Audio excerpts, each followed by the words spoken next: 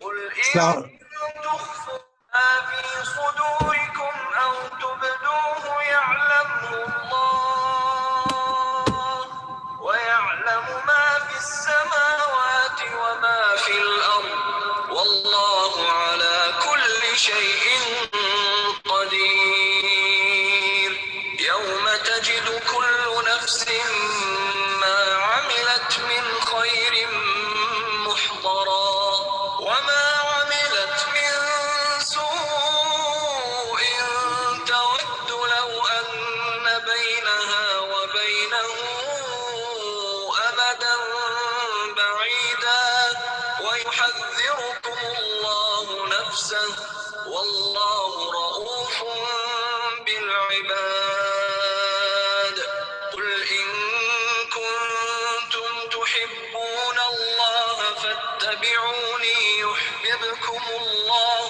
ويغفر لكم ذنوبكم والله غفور رحيم قل أطيعوا الله والرسول فإن تولوا فإن الله لا يحب الكافرين. الحمد للہ رب العالمین والصلاۃ والسلام علی رسولہ الکریم وعلی آلہ وصحبہ اجمعین، اما بعد. قابل احترام اساتذہ اکرام، آج ہم انشاءاللہ سورۃ آل عمران کی 29 تا 32 آیات کا مطالعہ کریں گے. جیسے کہ ہم جانتے ہیں، ہم نے قرآن مجید کی روشنی میں علم کے تصور کو اور مقاصد علم کو جاننے سمجھنے کی کوشش کی. پھر اس کے بعد معلم کی ذمہ داریاں اور اس کے کرنے کے کام، دائرہ کار، مطلوبہ اوصاف، پھر طلباء کی کس طرح سے اور کس نہج پر خدمت کی جائے، ان کی رہنمائی کی جائے، اس پر بھی کافی گفتگو ہوئی. آج کا جو مطالعہ قرآن ہے، یہ اب تک کی جو ہوئی گفتگو ہے، اس میں جن جن چیزوں کے سلسلے میں رہنمائی کی گئی ہے، ان میں سے اکثر کے سلسلے میں ہم خطوط کار متعین کر سکتے ہیں. اس لیے اس سلسلے میں آپ بطرخاص توجہ فرمائیں کہ کس طرح سے قرآنی آیات کے ذریعے سے ہم اصول اور خطوط کار متعین کر سکتے ہیں، کیونکہ قرآن مجید کی آیات میں بلا کی گہرائی ہوتی ہے، قوت عمل کے لیے زبردست اس میں مواد ہوتا ہے. تو یہ قاری پر ڈیپینڈ کرتا ہے کہ وہ کس حد تک اس میں غوطہ زن ہوتا ہے اور اس سے افکار کی اور خیالات کی موتیاں لے کر آتا ہے. اللہ تعالیٰ ہم سب کی مدد فرمائے. انشاءاللہ آج اس پہلو سے ان آیتوں کا مطالعہ کریں گے. جو آیتیں تلاوت کی گئی ہیں، ان میں سے ہم 31 تک کی آیتیں لیں گے. 32ویں آیت آپ کے لیے بطور اسائنمنٹ دی جائے گی، اس کی تفصیلات انشاءاللہ آگے آئیں گی. 29، 30 اور 31 ان 3 آیتوں کے سلسلے میں انشاءاللہ ہم تبادلہ خیال کریں گے. ان آیتوں کے پیش نظر ہم جو حصے بنا سکتے ہیں، مختلف حصوں کو پیش نظر رکھتے ہوئے غور کر سکتے ہیں، وہ جملہ 7 ہیں جو آپ کے اسکرین پر ہیں. طریقہ کار یہ رہے گا کہ ہم ان 7 حصوں کو اپنے پیش نظر رکھتے ہوئے پہلے اس بات پہ غور کریں گے کہ اللہ تبارک تعالیٰ نے ان سے متعلق اور کیا باتیں بیان فرمائی ہیں. جیسا کہ یہاں کہا گیا کہ تم چھپاؤ یا ظاہر کرو، اللہ تعالیٰ جانتا ہے. تو اس پہلو کو اور کس کس انداز سے قرآن مجید میں واضح کیا گیا ہے، اس کو انشاءاللہ ہم جانیں گے. ظاہر بات ہے اس کے بہت سے پہلو ہوں گے. مختصر سے وقت میں جن پہلوؤں کو ہم کور کر سکتے ہیں، جن کا احاطہ ممکن ہو سکتا ہے، ہم انشاءاللہ اس کی کوشش کریں گے. تو اس طرح سے یہ پہلا ہمارا اپنا حصہ ہے کہ جن پر ہم انشاءاللہ قرآن کریم کی دیگر آیتوں کی روشنی میں گفتگو کریں گے. قل ان تخفوا ما فی صدورکم او تبدوہ یعلمہ اللہ. تمہارے دلوں میں جو کچھ ہے اسے خواہ تم چھپاؤ یا ظاہر کرو، اللہ بہرحال جانتا ہے. اس کے ہم 3 پہلو قرآن مجید کی دیگر آیتوں کی روشنی میں سمجھنے کی کوشش کریں گے. پہلی یہ آیت ہے سورۃ البقرہ کی، جو اس کے ایک الگ سے ڈائمنشن کو ظاہر کرتی ہے، اور ہم نے اس کا بارہا مطالعہ کیا ہے. آیت الکرسی کی آخری آیتوں میں سے ہے للہ ما فی السماوات وما فی الارض وان تبدوا ما فی انفسکم او تخفوہ یحاسبکم بہ اللہ. فَيَغْفِرُ لِمَن يَشَاءُ وَيُعَذِّبُ مَن يَشَاءُ وَاللَّهُ عَلَى كُلِّ شَيْءٍ قدیر۔ آسمانوں اور زمین میں جو کچھ ہے سب اللہ کا ہے، تم اپنے دل کی باتیں خواہ ظاہر کرو یا چھپاؤ، اللہ بہرحال ان کا حساب تم سے لے لے گا۔ پھر اسے اختیار ہے جسے چاہے معاف کر دے اور جسے چاہے سزا دے، وہ ہر چیز پر قدرت رکھتا ہے۔ تو یہاں پر بھی آپ دیکھ سکتے ہیں اس پہلو کا، مخفی اور جو پہلو ظاہر ہے، دونوں کا ذکر کیا گیا ہے۔ ان تبدو خیرن او تخفہ او تعفو عن سوء فإن اللہ کان عفوا قدیرا، اگر تم ظاہر و باطن میں بھلائی ہی کیے جاؤ یا کم از کم برائی سے درگزر کرو، تو اللہ کی صفت بھی یہی ہے کہ وہ بڑا معاف کرنے والا ہے، حالانکہ سزا دینے پر پوری قدرت رکھتا ہے۔ ان تبدو شیئا او تخفوہ فإن اللہ کان بکل شیء علیما، تم خواہ کوئی بات ظاہر کرو یا چھپاؤ، اللہ کو ہر بات کا علم ہے۔ تو اس طرح سے آپ قرآن مجید کا مطالعہ فرمائیں تو معلوم ہوگا کہ اللہ تبارک و تعالیٰ نے ایک آیت میں جو بات بیان فرمائی ہے، جو اصولی نوعیت کی بات ہے، جو احتساب کے سلسلے میں، جائزے کے سلسلے میں، نامہ اعمال پیش کرنے کے سلسلے میں مختلف اینگل سے پیش کی جا رہی ہے، اس پر کلام کیا جا رہا ہے، ظاہر بات ہے کہ اس کی اہمیت اس قدر ہے کہ دیگر مقامات پر بھی اس کا تذکرہ ہوگا، تو وہ تلاش کرنا یہ ایک اہم ترین کام ہوتا ہے، اس پر آپ توجہ فرمائیں۔ تو جو آیتیں آپ کے سامنے دی گئی ہیں اور جن کا ترجمہ آپ کے سامنے رکھا گیا ہے، ان کے پیش نظر ہم تربیت خطوط کار کا تعین اس طرح سے کر سکتے ہیں۔ پہلے ہم آیت لیں گے، آیت کے معنی کیا ہے وہ مختصر بیان کریں گے، پھر خطوط کار اساتذہ کے لیے کیا ہو سکتے ہیں اور طلباء کے لیے کیا ہو سکتے ہیں۔ سورہ بقرہ کی جو 284ویں آیت ہے، اللہ تعالیٰ ہر حال سے باخبر ہے، خواہ چھپاؤ کے ظاہر کرو، تو اس کے پیش نظر ہماری اصلاح کا، ہماری تربیت کا یہ طریقہ کار ہونا چاہیے کہ ہم اللہ تعالیٰ کے علیم و خبیر ہونے کا انتباہ کرنا سیکھیں۔ یعنی پہلے تو یہ جانیں کہ اللہ تعالیٰ علیم ہے تو کیسے ہے، علیم ہونے کے کن کن پہلوؤں کا ذکر قرآن مجید میں کیا گیا ہے، کس پس منظر میں کیا گیا ہے وہ سمجھیں، اور پھر خبیر ہے، اللہ تعالیٰ باخبر ہے، ہر چیز کا وہ علم رکھتا ہے، تو باخبر ہونے کا اس کا جو طریقہ ہے وہ کس طرح سے قرآن مجید واضح کیا گیا، یہ دونوں آپ سمجھیں اور اس کو نافذ کرنے کی، اس کو منطبق کرنے کی کوشش فرمائیں۔ تو اس سے یہ ہوگا کہ اس سے متعلق جو چیزیں ہیں وہ خود بخود روبہ عمل آ جائیں گے۔ آپ نے ایک اصول متعین کر لیا، اس اصول کی مناسبت سے اس کی جو جزیات ہیں وہ خود بخود روبہ عمل آ جاتی ہے۔ اس کا انشاءاللہ تفصیلی ذکر آگے ہوگا۔ یہی بات ہم اپنے طلباء میں بھی بیدار کرنے کی کوشش کریں کہ وہ جانیں کہ اللہ تبارک تعالیٰ کی ذات علیم اور خبیر ہے تو کیسے ہے۔ جب وہ جانیں گے اللہ تعالیٰ کو، ظاہر بات ہے تو اس سے محبت کریں گے، اس سے خوف بھی کھائیں گے۔ اللہ کا خوف اگر ہم اپنے طلباء میں بیدار کرنا چاہتے ہیں تو اللہ تعالیٰ کا تعارف کرائیں، تو اللہ کے تعارف کے سلسلے میں یہ دو صفات بڑی اہم ہو سکتی ہیں۔ سورۃ النساء کی یہ آیت کہ اللہ تعالیٰ کھلے اور چھپے ہر کام سے باخبر ہے، مطلب یہ ہے کہ ہر حال میں نیک کام جاری رہنا چاہیے اور ریاکاری سے بچنے کی کوشش کرنی چاہیے، کیونکہ یہ اللہ تعالیٰ کے علم ہے، اللہ تعالیٰ جانتا ہے ہم ظاہر کریں کہ چھپائیں، ہر دو صورت میں اللہ تعالیٰ کے علم ہوگا۔ لہٰذا یہ کہ ہم کسی کے دکھاوے کے لیے کام کریں تو مطلب یہ ہوگا کہ ہمارے ذہن سے وہ بات چلی گئی کہ اللہ تعالیٰ جانتا ہے، اللہ تعالیٰ باخبر ہے۔ لہٰذا اصولی طور پر یہ بات طے کریں کہ ہم ہر حال میں نیک عمل کریں گے اور کبھی ریاکاری کا شائبہ تک آنے نہیں دیں گے۔ اب ظاہر بات شیطان لگا ہوا ہے تو نیک کام میں روڑے اٹکائے گا، یہ اگر اصول طے ہو تو بڑی آسانی ہو سکتی ہے۔ کھلے اور چھپے نیک کاموں کے سلسلے میں اپنے طلباء کو واقف کرائیں۔ یہاں پر یہ ہمیں سمجھنی چاہیے کہ دین اسلام کی تعلیمات پر جس قدر عمل کیا جائے اس کی وسعت سامنے آتی چلی جائے گی، اس کی وسعتیں، اس کی جو گہرائی ہے، اس کا جو ایکسپینشن ہے وہ سامنے آئے گا۔ جو پہلو ہم پر واضح نہیں تھے وہ پہلو واضح ہونے لگیں گے۔ شرط یہ ہے کہ دین اسلام پر اخلاص کے ساتھ عمل کیا جائے، اس کے مختلف پہلوؤں کو روب عمل لایا جائے۔ ایک حدیث ہے، رسول اکرم علیہ الصلوۃ والسلام کے سامنے حضرت ابو ہریرہ رضی اللہ عنہ اپنا ایک واقعہ بیان کرتے ہیں۔ واقعہ یہ ہے کہ آپ اپنے گھر میں نماز پڑھ رہے تھے، کوئی نفل نماز پڑھ رہے ہو گئے، تو آپ نے دیکھا کہ کوئی صاحب آئے اور دیکھ کر چلے گئے۔ تو جیسے ان کو یہ احساس ہوا کہ کوئی آئے اور دیکھ کر چلے گئے تو ان کو بڑی خوشی ہوئی، لیکن بعد میں ان کو احساس بھی ہوا کہ کہیں میرا خوش ہونا ریاکاری تو نہیں ہے۔ تو پوری نماز ختم ہونے کے بعد آپ علیہ الصلوۃ والسلام کی خدمت میں حاضر ہوتے ہیں اور یہ واقعہ بیان کرتے ہیں کہ یہ اور یہ معاملہ ہے۔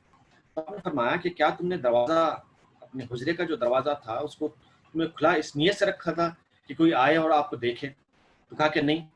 تو آپ نے فرمایا کہ تل کا عاجل و بشر المومن، یہ نقد بشارت ہے بندے مومن کے لیے، کہ کسی کا اچھا کام کسی پر ظاہر ہونا، اور ظاہر ہونے سے جو خوشی ملتی ہے اس میں ہمارا عمل دخل نہیں تھا، نیت نہیں تھی ہماری کہ ہمارا کام عام، لیکن عام ہو گیا، لوگوں کے علم میں بات آ گئی. تو رسول اکرم صلی اللہ علیہ وسلم فرماتے ہیں کہ یہ نقد بشارت ہے بندے مومن کے لیے، خوشی ہے، دوہری خوشی ہے اس کے لیے. ایک خوشی چھپا کر پڑھنے کے سلسلے میں، اور ایک خوشی اعلان ہونے کی وجہ سے. اجر بھی دو طرح کا ملے گا، ایک چھپانے کا اور دوسرا ظاہر کرنے کا. تو آپ صلی اللہ علیہ وسلم نے فرمایا کہ اللہ تبارک و تعالیٰ قیامت کے دن جب نامہ عمل دیکھے گا اور نیک اعمال کی جو جزا، اس کا جو اجر دے گا، وہ اجر ملنے پر خوشی ہوگی، اس کا تو کوئی ٹھکانہ نہیں ہوگا، لیکن اس کا اندازہ کر سکتے ہیں اس خوشی سے جو دنیا میں ملتی ہے. تو آپ نے فرمایا کہ اس کا ایک ٹوکن ایڈوانس جو آپ کو یہاں پر ملا ہے. تو آپ دیکھیں کس قدر غیر معمولی پہلو سامنے آ گیا. بات چھپی ہوئی بھی ہے اور اعلانیہ بھی ہے. تو کھلے اور چھپے اعمال کے سلسلے میں ہم اپنے طلباء کو اچھی طرح سے واقف کرائیں. سورۃ الاحزاب کی یہ آیت اللہ تعالیٰ مخفی باتوں سے باخبر ہے، یعنی جو سیکرٹس ہیں ان کے بارے میں اللہ تعالیٰ جانتا ہے. ہو سکتا ہے ہماری اپنی ذات کے لیے وہ سیکرٹ ہوں، لیکن اللہ کی ذات کے لیے نہیں. میرا موبائل کا پاسورڈ، میرے لیپ ٹاپ کا پاسورڈ، یا کہیں اور جو میں آپریٹ کرتا ہوں چیزیں، ان کی تفصیلات میرے ذہن میں، میرے قلب میں ہو سکتی ہیں، یہ میرے لیے سیکرٹ ہے، لیکن اللہ تعالیٰ کے لیے وہ جانتا ہے. وہ علیم بذات الصدور، دلوں میں اٹھنے والے وسوسوں تک کو اللہ تعالیٰ جانتا ہے. تو اس علیم و قبیر ذات کے سلسلے میں ہمارا اپنا طرز عمل اور رویہ کیا ہونا چاہیے؟ یہ کہ ہم جب بھی بات کریں تو پہلے سوچیں کہ ہم کیا بات کرنا چاہتے ہیں، ایک خطوط کار ہم متعین کر لیں. یہ ممکن نہیں ہوتا ہے کہ اس قدر تیزی کے ساتھ الفاظ نکلتے چلے جاتے ہیں کہ سوچنا ممکن نہیں رہتا ہے. لیکن اگر یہ طے کر لیا جائے کہ بات کرنے سے پہلے ہم سوچیں گے، پہلے تولو پھر بولو والا جو محاورہ ہے وہ بالکل سچا ہے، کہ پہلے ہم کو سوچنا چاہیے کیا بولنا ہے، پھر بعد میں ہم بول سکتے ہیں. اور اسی طرح سے اپنے طلباء کو زبان کے احتیاط سے استعمال کے سلسلے میں متوجہ کریں، کہ وہ جس طرح سے گفتگو کرتے ہیں اندازہ ہوتا ہے کہ طلباء ہمارے کس طرح سے اپنا کا استعمال کریں. تو اس طرح سے آپ دیکھ سکتے ہیں کہ آیات ہیں، ان کے اندر مختلف کیفیات کا ذکر ہے، مختلف طرز عمل کا ذکر ہے، سیاسی پہلوؤں کا ذکر ہے.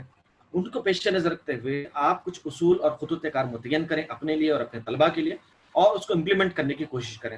تو آپ دیکھ سکتے ہیں کہ جو باقی کے جزیات ہیں وہ خود بخود عمل آ جائیں گے، وہ تمام کے تمام اس احاطے میں چلے آئیں گے. یہ ایک آیت کا حصہ ہے. دوسرا، وَيَعْلَمُ مَا فِي السَّمَاوَاتِ وَمَا فِي الْأَرْضِ وَاللَّهُ عَلَى كُلِّ شَيْءٍ قَدِيرٌ. اب اس پہلو سے اللہ تبارک تعالیٰ نے دیگر مقامات پر بھی کلام فرمایا ہے. ایک یہ آیت ہے سورۃ الانعام کی، وَهُوَ اللَّهُ فِي السَّمَاوَاتِ وَفِي الْأَرْضِ يَعْلَمُ سِرَّكُمْ وَجَهْرَكُمْ وَيَعْلَمُ مَا تَكْسِبُونَ. وہی خدا ایک آسمان میں بھی ہے اور زمین میں بھی، تمہارے کھلے اور چھپے سب حال سے واقف ہے. جو برائی یا بھلائی تم کماتے ہو اس سے وہ خوب واقف ہے. وَعِندَهُ مَفَاتِحُ الْغَيْبِ لا يعلمها الا هو ويعلم ما في البر والبحر وما تسقط من ورقة الا يعلمها ولا حبة في ظلمات الارض ولا رطب ولا يابس الا في كتاب مبين. اسی کے پاس غیب کی کنجیاں ہیں جنہیں اس کے سوا کوئی نہیں جانتا. بحر و بر میں جو کچھ ہے سب سے وہ واقف ہے. درخت سے گرنے والا کوئی پتا ایسا نہیں جس کا اسے علم نہ ہو. زمین کے تاریک پردوں میں کوئی دانہ ایسا نہیں جس سے وہ باخبر نہ ہو. خشک اور تر سب کچھ ایک کھلی کتاب میں لکھا ہوا ہے. یعلم ما بین ایدیہم وما خلفہم وإلی اللہ ترجع الامور. کہ جو کچھ ان کے سامنے ہیں اسے بھی وہ جانتا ہے، جو ان سے اوجھل ہے ان سے بھی اللہ تعالیٰ واقف ہے، اور سارے معاملات فیصلے کے لیے اسی کی طرف رجوع ہوتے ہیں. تو آپ دیکھ سکتے ہیں کہ قرآن مجید کے ایک حصے میں، ایک آیت کے ایک حصے میں کچھ باتیں بیان کر دی گئی ہیں، کچھ کیفیات کا ذکر ہے، انہی کی تفصیل دیگر مقامات بیان کر دی گئی. تو یہ تفسیر القرآن بالقرآن والا معاملہ ہے. اس پر ہماری اچھی خاصی نگاہ ہونی چاہیے، اس کے سلسلے میں اچھی خاصی کوشش ہونی چاہیے. یہ بڑا ہی احسن طریقہ ہے کہ ہم قرآن مجید کو قرآن مجید کے ذریعے سے سمجھنے کی کوشش کریں.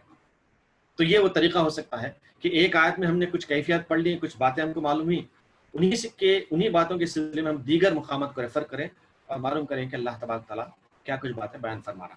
یہاں یہ کہا گیا ہے کہ ایک خدا آسمان میں بھی ہے، زمین میں بھی ہے، اور اس کی قدرت ہر طرف چھائی ہوئی ہے، اس کا اقتدار ہر طرف ہے۔ کیسے؟ آپ دیکھ لیجیے تینوں آیتوں میں الگ الگ کیفیات کا ذکر کیا گیا ہے۔ تو ان کے تحت جو قدرت کار آپ متعین فرمائیں گے،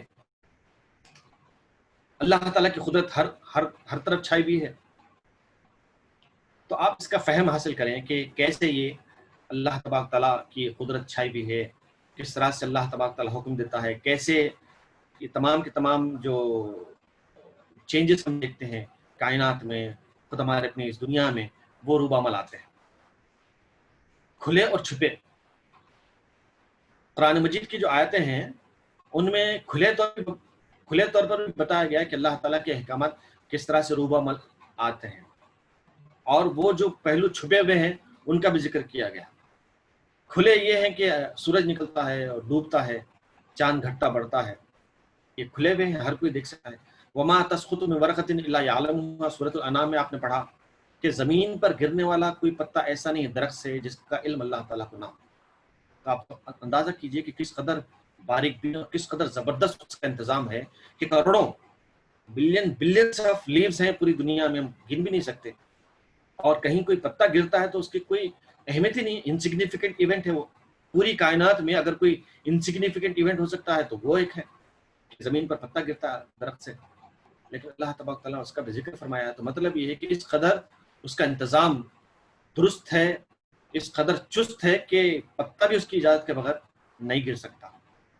تو کھلے اور چھپے طور پر جو اللہ تعالیٰ کی مرضی، اس کی تدبیر کام آ رہی ہے، اس کا فہم ہم کو ہونا چاہیے۔ اسی کی مناسبت سے ہم اپنے طلباء کی بھی رہنمائی کر سکتے ہیں کہ اللہ تعالیٰ کی جو قدرت ہے، اس کی قدرت کے جو جلوے ہیں، اس کی قدرت کی جو کاریگری ہے، اس کا ہم تعارف اپنے طلباء کو کرا سکیں گے۔ سورۃ الانعام کی اس آیت میں 59ویں آیت میں اللہ تعالیٰ نے زمین اور آسمان کا ذکر فرمایا ہے۔ تو آپ غور فرمائیں کہ آسمانوں اور زمین کے سلسلے میں اللہ تعالیٰ نے کیا کچھ باتیں بیان فرمائی، اس سے پہلے بھی باتیں آئی ہیں، تو ان کے سلسلے میں ایک اصول آپ بنا لیں کہ ہم اس کو اپنے اوپر لازم کر لیں۔ ان فی خلق السماوات والارض واختلاف اللیل والنہار لآیات لأولی الالباب، اللہ تعالیٰ نے فرمایا۔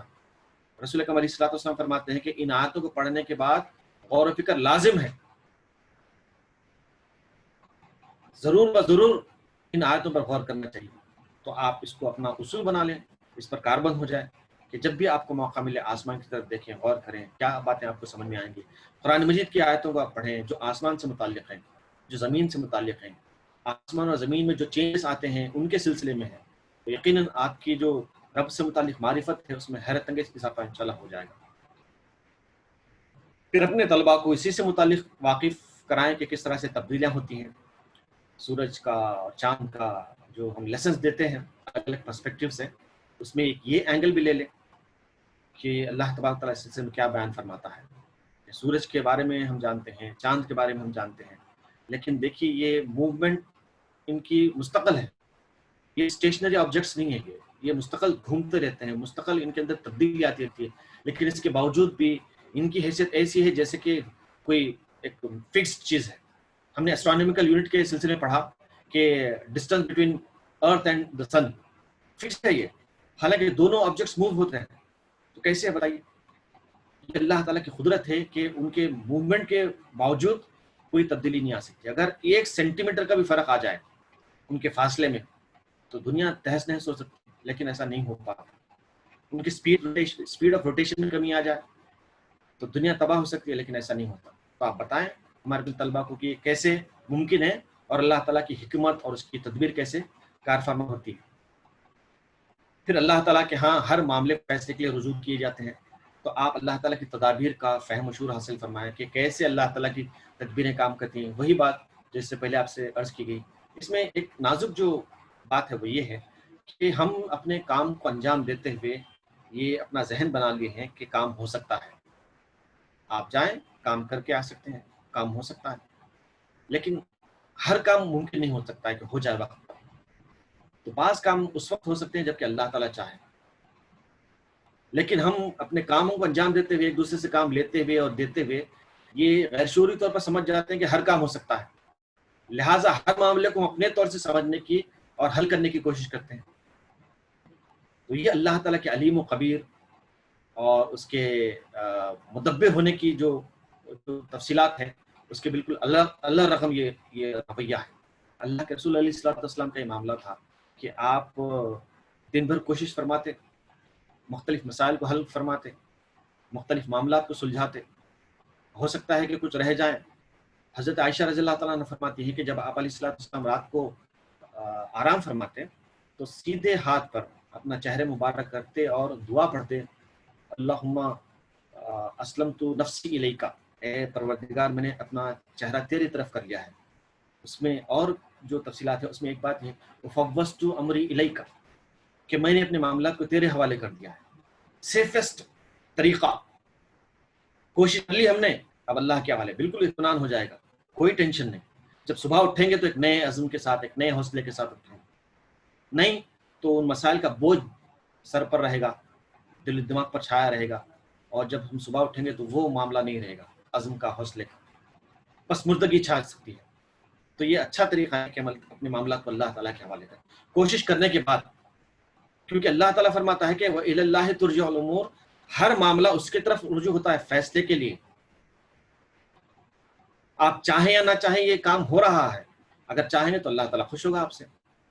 اللہ تعالیٰ آپ کے معاملے کو اپنے پاس جتن سے رکھے گا، جس طرح سے لاکس میں چیزیں ہوتی ہیں اس سے زیادہ اللہ تعالیٰ آپ کی باتوں کو، آپ کے معاملات کو محفوظ رکھے گا، اور ان کو پورا کرنے کے لیے آپ کو وسائل فراہم کرے گا، آپ کو سمجھ دے گا، حکمت عطا فرمائے گا. تو ہم اپنے طلباء کو بھی یہی بات بتائیں کہ ہر کام حکمت و مصلحت کے تحت انجام پاتا ہے. ہر کام ہم کریں گے اور ہم ہی کریں گے یہ ممکن نہیں. یہ ہے جو ہم انشاءاللہ کہتے ہیں، کیا ہے انشاءاللہ جو کہتے ہیں ہم، یہ انڈائریکٹلی اور ڈائریکٹلی ہم یہ اقرار کرتے ہیں کہ اللہ تعالیٰ چاہے گا تبھی یہ کام ہو سکتا ہے. اگر وہ نہیں چاہے گا تو کام نہیں ہو سکتا، ہر معاملہ چاہے چھوٹا ہو کہ بڑا. تو یہ تمام کے تمام طریقہ کار ہم ان آیتوں کو پیش نظر رکھتے ہوئے وضع کر سکتے ہیں.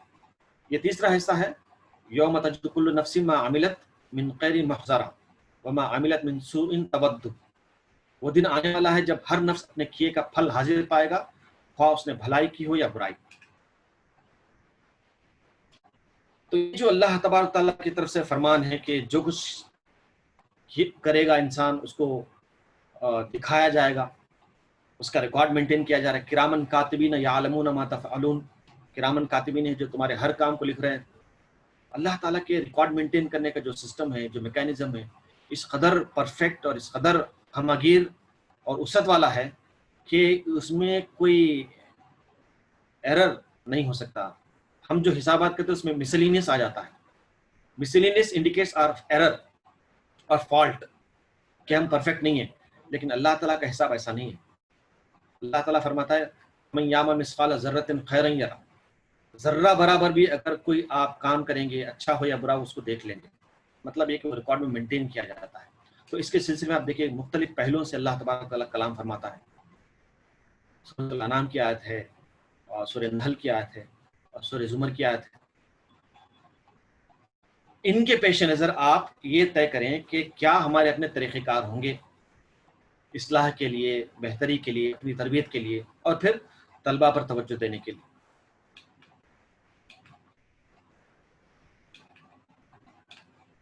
سورۃ الانعام کی 164ویں آیت میں جو بات اللہ تعالیٰ نے بیان فرمائی، اس کا خلاصہ یہ ہو سکتا ہے کہ تمام انسان اللہ تعالیٰ کے ہاں حاضر ہوں گے. یہ انیویٹیبل ہے کہ جس طرح سے ہماری بات ہم کو سنائی دیتی ہے، اللہ تعالیٰ نے یہ مثال دی مثلا ما انکم تنطقون، کہ اللہ تعالیٰ دوبارہ انسان کو کھڑا کرے گا. یہ ایسے ہی سچ ہے جیسے تم اپنی بات کرتے ہو، بات سنتے ہو. اللہ تعالیٰ کے ہاں حاضر ہونا ہے. تو حاضر ہونا تو ظاہر بات ہے کہ ہم کو اس پر ڈیپینڈنٹ ہونا چاہیے، کیونکہ وہ ہم کو اٹھائے گا، اس کے سامنے ہم پیش ہوں گے، کسی اور کے سامنے نہیں. تو اپنا کام خود کرنا اور دوسروں پر انحصار نہ کرنا، یہ اپنا ایک خطوط کار متعین ہونا چاہیے. دوسروں پر انحصار سے صلاحیتیں فروغ نہیں پاتی، کام کے مواقع میسر نہیں آتے.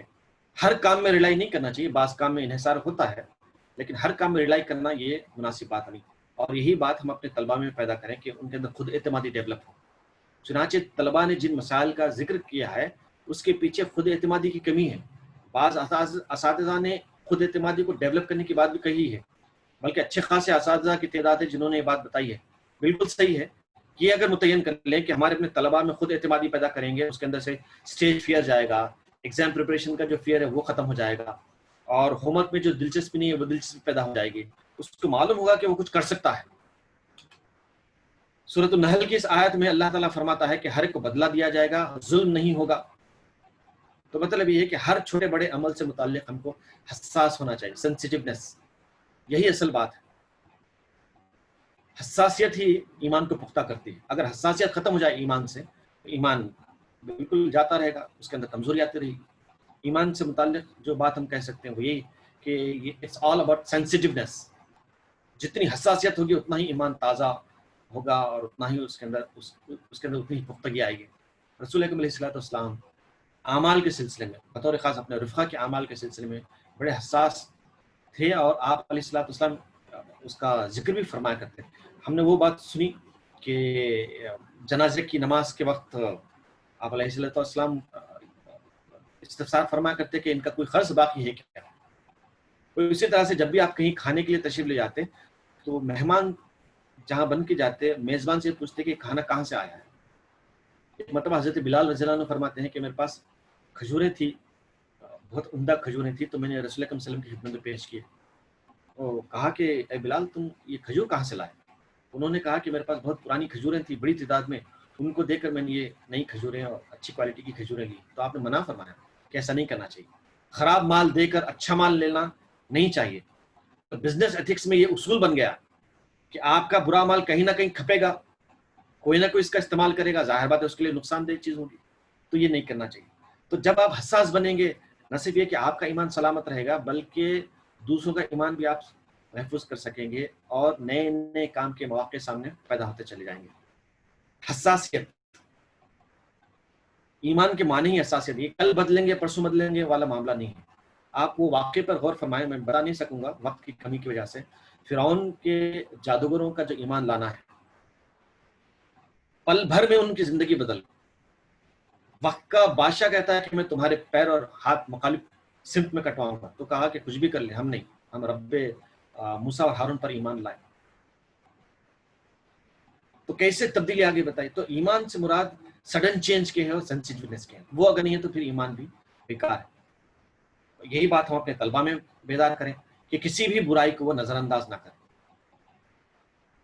ہر برائی کو خاطر میں لائیں اور اس سے محتاط رہنے کی کوشش کریں۔ رسول اکرم صلی اللہ علیہ وسلم فرماتے ہیں کہ ان المؤمنون یرا ذنوبہ کانہ خائف تحت جبل، کہ مومن گناہ کو ایسے دیکھتا ہے جیسے کہ وہ پہاڑ کے نیچے بیٹھا ہے، یخاف ان یطلع علیہ، وہ یہ ڈرتا ہے کہ کہیں اس کے پر گر نہ جائے۔ سینسیٹیونیس کا یہ معاملہ ہوتا ہے کہ مومن اپنے گناہوں کو پہاڑ کے نیچے بیٹھے جیسا دیکھتا ہے کہ وہ میرے پر گر جائے گا اور میں ہلاک ہو جاؤں گا۔ اور فاجر کے بارے میں کہا کہ بس ایک مکھی تھی، ناک پر بیٹھ گئی اور اڑ گئی۔ تو یہ ہم اپنے طلباء کے اندر کیفیت پیدا کریں کہ وہ اپنے ہر معاملے کو جو برا ہے بہت زیادہ حساسیت سے اس کو دیکھیں اور اس کو ترک کرنے کی کوشش کریں۔ اللہ تعالیٰ ہر عمل کا حساب رکھتا ہے، تو زیادہ سے زیادہ کار خیر میں آپ مصروف رہیں کہ اللہ تعالیٰ کے ہر چیز نوٹس میں آئے۔ یہ اگر یقین ہے تو آپ کبھی پست ہمت نہیں ہوں گے، کبھی ہمت نہیں ہاریں گے، اور ایک عزم کے ساتھ، ایک حوصلے کے ساتھ آگے بڑھتے رہیں گے، کیونکہ آپ کو یقین ہوتا ہے کہ میں جو کر رہا ہوں وہ اللہ تعالیٰ کے علم ہے، اللہ تعالیٰ اس کا حساب رکھتا ہے اور مجھے اس کا اجر ملے گا۔ اجر چاہیے تو اور کیا چاہیے آپ؟ اجر جب مل جائے کسی اور چیز کی ضرورت نہیں ہے۔ تو یہ یقین کہ اللہ تعالیٰ اجر دے گا بہت ہمت بڑھاتا ہے اور میدان میں آگے بڑھاتا ہے۔ اگر یہ یقین نہ ہو تو پھر مختلف قسم کے مفادات سامنے آ جاتے ہیں۔ نیت بھی اصل میں یہی بات ہے کہ نیت سے ایک اطمینان ہوتا ہے کہ اللہ تعالیٰ مجھے میرے عمل کا اجر دے گا۔ مجھے یہ اس سے کوئی بحث نہیں کہ کتنے لوگ سنے ہیں، کیسے سنے ہیں، کیا ہے، میری نیت اچھی تھی بولنے کی اور مجھے اللہ تبارک تعالیٰ نے اجر دیا۔ میری نیت تھی کسی تک پیغام پہنچانے کی، میں نے پہنچا دیا، اللہ تعالیٰ مجھے اجر دے گا۔ اپوننٹس کا کیا رویہ ہے، کس طرح سے اس کو ریسیو کرتے ہیں، الگ بات ہے، اس سے میرا کوئی تعلق نہیں، اس سے آپ کا کوئی تعلق نہیں، بس آپ کام کرتے چلے جائیں۔ تو دیکھیں کس قدر انسپریشن والی بات ہے کہ کام کرتے چلے جاؤ، نیک کام کرتے چلے جاؤ اللہ کے لیے۔ ساریو الی مغفرۃ من ربکم، اللہ کی مغفرت کی طرف، اس کی رحمت کی طرف تم دوڑو، اللہ تعالیٰ نے کہا۔ فاستبقوا الخیرات، اچھائیوں کے معاملے میں تم سبقت کرو ایک دوسرے سے کہا۔ یہ نہیں دیکھو کہ ریزلٹس کیا مل رہے ہیں، یہ دیکھو کہ تم کر کیا رہے ہو۔ یقیناً جس طرح کے تمہارے اپنے اعمال ہوں گے، جس طرح کی نیت ہوگی، اسی طرح کے امپیکٹس بھی پڑیں گے۔ تو ہمارے اپنے طلباء میں بھی یہ جذبہ بیدار کرنا چاہیے کہ وہ عمل کرتے چلے جائیں، عمل کے شہسوار بنیں۔ گفتار اور کردار میں جو فرق ہے وہ ہم اپنے طلباء کو سکھائیں۔ ثابت اور سیارہ کا جو فرق علامہ اقبال رحمۃ اللہ علیہ نے بتایا وہ ہم اپنے طلباء کو سکھائیں کہ اللہ تعالیٰ اس کو پسند کرتا ہے۔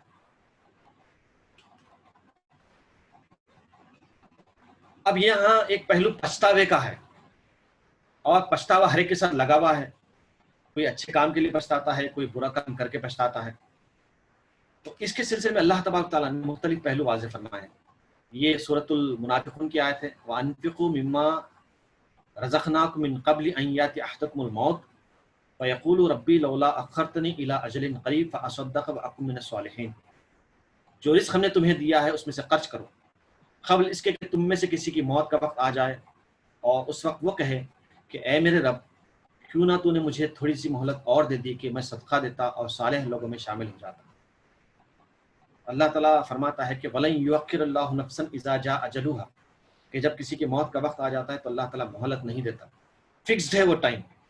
تو اس ٹائم کے آنے سے پہلے عمل کرنا چاہیے، ورنہ پچھتاوے سے کوئی فائدہ نہیں۔ وَأَمَّا مَنْ أُوتِيَ كِتَابَهُ بِشِمَالِهِ فَيَقُولُ يَا لَيْتَنِي لَمْ أُوتَ کتابیہ، اور جس کا نامہ اعمال اس کے بائیں ہاتھ میں دیا جائے گا وہ کہے گا کاش میرا نامہ اعمال مجھے نہ دیا گیا ہوتا۔ اللہ تعالیٰ ریکارڈ مینٹین کرتا ہے اور کر رہا ہے، اور وہ دے گا، تھمائے گا، سیدھے ہاتھ میں تھمائے گا، بائیں ہاتھ میں تھمائے گا۔ تو یہاں یہ کہا گیا کہ اگر نامہ اعمال بائیں ہاتھ میں دیا گیا تو پھر اس کی خیر نہیں، پچھتائے گا کہ میرا نامہ اعمال بائیں ہاتھ میں مل گیا۔ انا انذرناکم عذابا قریبا یوم ینظر المرء ما قدمت یوم ینظر المرء ما قدمت یداہ ویقول الکافر یا لیتنی کنت ترابا۔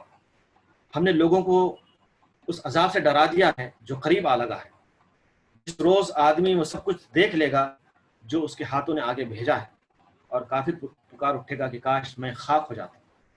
تو آپ دیکھ لیجئے پچھتاوے کے جو ڈفرینٹ شیڈز ہیں وہ کیا ہے، اور ان کے ذریعے سے آپ نفسیاتی پہلو سمجھ سکتے ہیں۔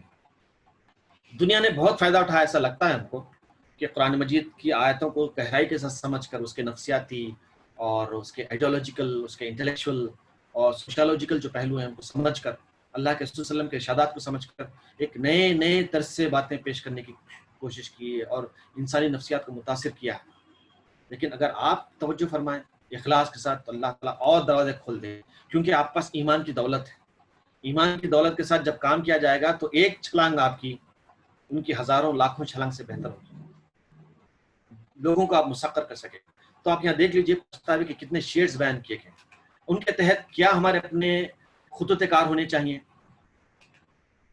عمل کے لیے موت سے پہلے زندگی کو غنیمت جاننا چاہیے، سورہ منافقون کی آیت کے حوالے سے ہم یہ سمجھ سکتے ہیں۔ تو کسی بھی کار خیر کا موقع نہیں گنوانا چاہیے، یہ ہمارا اپنا اصول ہونا چاہیے۔ اگر یہ اصول طے ہو تو یہ نہیں دیکھیں گے کہ کون بلاتا ہے، کس لیے بلاتا ہے، ہم یہ دیکھیں گے کہ کام اچھا ہو رہا ہے تو تعاون دینا چاہیے۔ ہاں یہ بات اور ہے کہ اچھا کام اچھے طریقے سے ہونا چاہیے، اس کا ہم خیال رکھیں گے۔ اچھا کام برے طریقے سے اگر کوئی کرتا ہے تو ہم اس کا تعاون نہیں دیں گے، یہ تو بات اصولاً طے ہے۔ لیکن اگر کوئی اچھا کام اچھے طریقے سے کر رہا ہے تو یہ نہیں دیکھنا چاہیے کہ کون ہے وہ، جائیں تعاون دیں۔ کار خیر میں اپنے آپ کو انوالو کرنے کا کوئی بھی موقع گنوانا نہیں چاہیے، آپ اصول طے کر لیں تو اس سے شخصیت میں کافی نکھار پیدا ہوگا، اور ہمارے اپنے طلباء کو ٹال مٹول کی عادت سے اجتناب کرنے پر متوجہ کرنا چاہیے۔ اس کے حوالے سے کہ کار خیر میں ظاہر بات ہے کہ وہ ان کے لیے ریسٹرکشنز ہوتے ہیں کہ ہر جگہ ہر وقت وہ نہیں جا سکتے، تو ہم ان کے اندر وہ عادت پیدا کریں جو ڈیولپ ہوتے ہوتے ہوتے کار خیر میں حصہ لینے کے لیے ان کو قابل بناتی ہے۔ تو یہ ہے وہ عادت کہ ٹال مٹول سے وہ اجتناب کریں۔ پروکریسٹینیشن کا جو ذکر ہے وہ یہی ہے۔ کئی اساتذہ نے اس پر گفتگو کی، کہا کہ ہمارے اپنے طلباء ڈیلے کرتے ہیں اپنے کاموں، آج کا کام کل پر ٹال دیتے ہیں۔ تو یہ ہم اپنے طلباء کو دکھائیں کہ کام کو ٹالنا مناسب بات نہیں ہے۔ پھر سورۃ الحاقہ کی آیت کہ اس کے ہاتھ میں نامہ عمل دیا جائے گا، تو یہ ہماری تمنا ہونی چاہیے، یہ ہمارا اپنا ویژن ہونا چاہیے کہ اللہ تبارک ہمارے اپنے سیدھے ہاتھ میں ہمارا نامہ عمل وَيَنْقَلِبُ إِلَىٰ أَهْلِهِ مَسْرُورًا، اللہ تعالیٰ فرماتا ہے کہ جب اس کو سیدھے ہاتھ میں نامہ عمل دیا جائے گا تو وہ خوشی خوشی اپنے اہل و عیال کی طرف لوٹے گا، تو فیملی وہاں بھی رہے گی، اور ہم کو جنت میں پوری فیملی کے ساتھ جانا ہے۔ تو سیدھے ہاتھ میں نامہ عمل کی تمنا سے مراد یہ ہے کہ میں بھی جنت میں جاؤں، میری بیوی میرے بچے بھی میرے ساتھ جنت میں جائیں، میں اکیلا نہیں۔ وَيَنْقَلِبُ إِلَىٰ أَهْلِهِ مَسْرُورًا، اپنے اہل و عیال کی طرف وہ خوشی خوشی دوڑے گا۔ تو مطلب یہ تصور دیا گیا کہ آپ کی خواہش ہونی چاہیے کہ آپ بھی نیک بنیں اور آپ کا گھر بھی نیک بنے، تو نامہ اعمال سیدھے ہاتھ میں ملے، اس کی تمنا آپ کریں اور اس کے مطابق کام بھی ہوگا۔ جب تمنا ہوگی تو ظاہر بات ہے کام بھی ہوگا، آج نہیں ہوگا تو کل ہوگا۔ پھر اس کا جو تصور ہے وہ ہمارے اپنے طلبہ پر واضح کرنا چاہیے کہ جس طرح سے مارکس کارڈ دیے جاتے ہیں، جس طرح سے اسکور کارڈ دیا جاتا ہے طلبہ کو، اس موقع سے یہ تذکیر ان کے سامنے ہونی چاہیے کہ اللہ تبارک تعالیٰ نام عمل بھی دے گا۔ جس طرح سے تم ہائیسٹ مارکس لانے پر دوڑ دوڑ کر اپنے والدین کے پاس جاتے ہو بتانے کے لیے، اسی طرح سے جب اچھے اعمال زیادہ ہوں گے نامہ اعمال میں، تو ہم وہ مارکس کارڈ لے کر، وہ نامہ عمل لے کر اپنے والدین کے پاس جائیں دوڑتے ہیں۔ آپ اس طرح سے ریلیٹ کر کے بتا سکتے ہیں تو اس کی کیفیت کیا ہوگی۔ اس سلسلے میں آپ احادیث کا مطالعہ فرمائیں، اللہ کے رسول علیہ الصلوۃ والسلام نے اس کا مختلف انداز سے ذکر فرمایا ہے، جنت کے حوالے سے، جہنم کے حوالے سے، اور قیامت کی کیفیت کے حوالے سے۔ سورۃ النبا کے حوالے سے آپ یہ پڑھ سکتے ہیں کہ اللہ تعالیٰ کا عذاب برحق ہے، تو اللہ کے عذاب سے ڈرنا چاہیے۔ اللہ کی رحمت کے پہلو بھی ہمارے پیش نظر ہونے چاہیے، اور اس کا جو قہار کا، جبار کا پہلو ہے وہ بھی ہم پر واضح رہنا چاہیے کہ وہ عذاب دے گا، عذاب دینے میں بہت زیادہ تیز بھی ہے، وہ اس کا ذکر کیا گیا قرآن مجید میں۔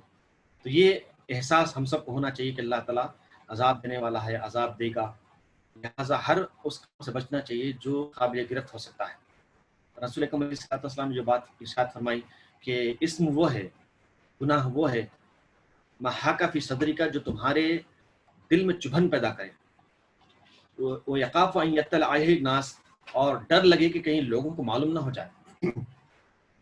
دنیا میں رہتے ہوئے ہماری یہ فکر بنتی ہے کہ ہمارے اعمال لوگوں کو معلوم نہ ہو جائیں جو غلط قسم کے ہیں۔ وہ تو لطیف و خبیر ہے، وہ ہمارے دلوں کے راز تک جانتا ہے، وہ تو دیکھتا ہے ہمارے اعمال کو۔ کیا اگر بات نہ ہے تو عذاب نہیں دے گا وہ؟ تو اللہ تعالیٰ کا یہ جو فیسٹ ہے، اس کا جو یہ فیز ہے کہ جبار ہے، قہار ہے، وہ شدید العقاب ہے، یہ ذہن میں اگر ہو تو نامہ اعمال میں زبردست بہتری آ جاتی ہے، ایٹیٹیوڈ میں فرق آ جاتا ہے۔ ماں باپ کا اگر ڈر ہو تو بچوں کے رویے سے آپ دیکھ سکتے ہیں کہ ماں باپ کا ڈر ہے، استاد کا ڈر ہے۔ اسی طرح سے اگر اللہ تعالیٰ کے عذاب کا ڈر ہو تو رویوں میں تبدیلی آتی ہے، اس پر آپ توجہ فرمائیں۔ اور اسی سے متعلق ہمارے اپنے طلبہ پر واضح کرنا چاہیے کہ اللہ تبارک تعالیٰ کس طرح سے عذاب دیتا ہے۔ وہ معراج کے واقعات کا بیان کر سکتے ہیں، جھوٹ کی کیا سزا ہے، غیبت کی کیا سزا ہے، سود کھانے کی کیا سزا ہے، غیبت کی کیا سزا ہے، یہ سب آپ بتا سکتے ہیں۔ تو اس سے طلبہ کو یہ معلوم ہوتا ہے کہ گناہوں کی سزا ملنے والی ہے، اللہ تبارک تعالیٰ گرفت کرنے والا ہے۔ پھر آخر میں اللہ تعالیٰ اس آیت کے آخر میں یہ فرما رہا ہے، وَيُحَذِّرُكُمُ اللَّهُ نَفْسَهُ وَاللَّهُ رَءُوفٌ بِالْعِبَادِ، اللہ تعالیٰ تمہیں اپنے آپ سے ڈراتا ہے اور وہ اپنے بندوں کا نہایت خیر خواہ ہے۔ اللہ تعالیٰ نصیحت کرتا ہے، اپنے بندوں کو سیدھا راستہ دکھاتا ہے، مختلف طریقوں سے سمجھاتا ہے تاکہ وہ سیدھے راستے پر آ جائیں، کیونکہ اللہ تعالیٰ رؤوف بالعباد ہے، اپنے بندوں کی نہایت خبرگیری کرنے والا، ان کی خیر خواہی کرنے والا۔ اس کے مختلف پہلو آپ دیکھ سکتے ہیں کہ اللہ تعالیٰ رؤوف بالعباد ہے، بصیر بالعباد ہے، اور رؤوف الرحیم ہے۔ تو ان کے مختلف کیفیات کا یہاں پر ذکر کیا گیا ہے۔ تو اس کے پیش نظر آپ کے جو اصول اور خطوط کار ہونے چاہیے وہ یہ ہے، اللہ تعالیٰ ان لوگوں کو پسند کرتا ہے جو اس کی راہ میں جد و جہد کرتے ہیں۔ یہ جو آیت ہے نا والی، وَمِن النَّاسِ مَن يَشْرِي نَفْسَهُ ابْتِغَاءَ مَرْضَاتِ اللَّهِ وَاللَّهُ رَءُوفٌ بِالْعِبَادِ، جو لوگ اپنی جان کھپا دیتے ہیں اللہ کے لیے، اللہ کے راستے کے لیے، اللہ کے واسطے، اللہ تعالیٰ ان کو بہت پسند کرتا ہے، کیونکہ جان اور مال اللہ نے خرید لیے ہیں، ظاہر بات ہے اسی کی راہ میں لگنے چاہیے، اور جب کوئی لگا دیتا ہے، اپنے آپ کو کھپا دیتا ہے، تو اللہ تعالیٰ اس کو بہت پسند فرماتا ہے۔ اللہ تعالیٰ راہ حق میں جد و جہد کو بہت پسند فرماتا ہے، لہٰذا ہم اپنے اوپر یہ لازم کر لیں کہ ہم اللہ کی راہ میں جد و جہد کرنے والے بنیں، جد و جہد کے پیکر بنیں۔ ایک استاد، ایک معلم راہ حق کا مجاہد ہے، اس کو انتھک جدوجہد کا پیکر ہونا چاہیے.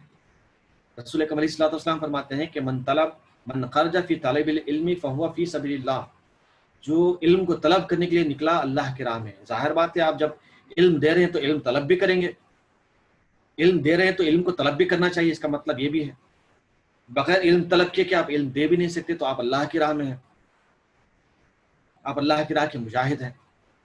تو آپ کو انتھک جدوجہد کا پیکر بننا چاہیے.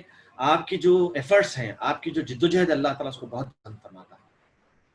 اور طلباء کو بھی ہم اس طرف متوجہ رکھیں کہ وہ سخت محنت و مشقت کے عادی بنیں، بہت زبردست ہارڈ ورک کریں. ہمارے استاد محترم اللہ تعالیٰ ان کی مغفرت فرمائے، یہ فرماتے تھے کہ ہم 17-18 گھنٹے پڑھتے تھے جب ہم طالب علم تھے.